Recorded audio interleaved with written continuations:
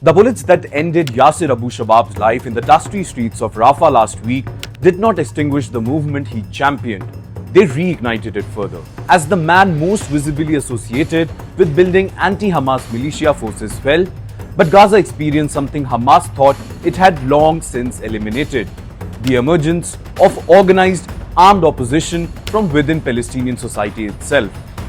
Well, Abu Shabab's death, rather than disseminating the anti-Hamas movement, has paradoxically accelerated its growth, with tribal clans and local armed groups now recruiting at unprecedented rate since the October ceasefire took effect.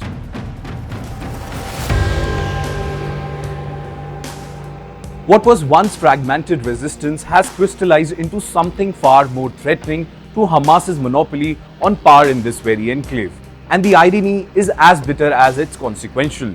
Hamas emerged as Gaza's dominant force precisely because it eliminated or subordinated rival Palestinian factions and armed groups over 2 decades of brutal competition. Yet the very ceasefire that was meant to end the conflict has created an opening for the return of forces the Islamist terror organization had long buried, or they thought they had buried. Groups operating from Israeli-held areas of Gaza have vowed to continue their fight against Hamas regardless of Abu Shabab's assassination, suggesting the movement has transcended its reliance on any single personality.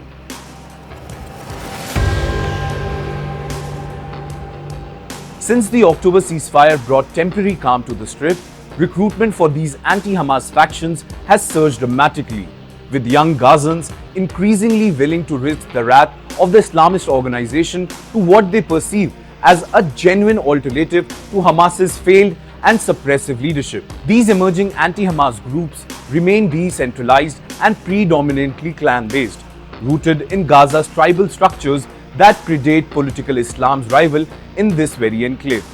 They are not united under a single command structure or coherent ideology.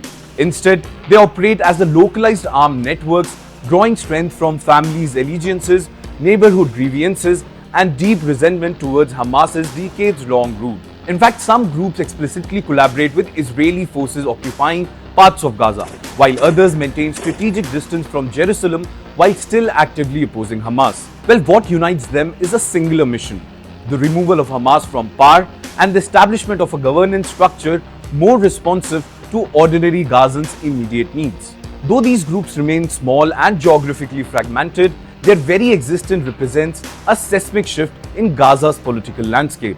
Well, for nearly 2 decades, Hamas successfully presented itself as the sole representative of Palestinian resistance and the guardian of Gaza's sovereignty.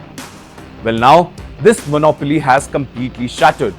The emergence of organized anti-Hamas factions, even if localized and limited in scope, signals that Palestinian society in Gaza has fundamentally fractured along new lines. Now, it wouldn't be wrong to say that the terror organization faces pressure not just from external Israeli forces, but from internal Palestinian rivals who question its legitimacy and competency.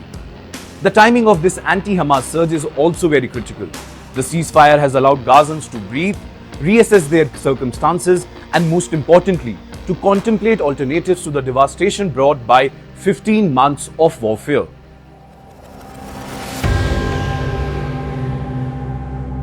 Well, for Hamas, this obviously represents an existential challenge. The organization has already suffered catastrophic military losses, seen its leadership disseminate, and watched its infrastructure completely decimated by Israeli bombardment.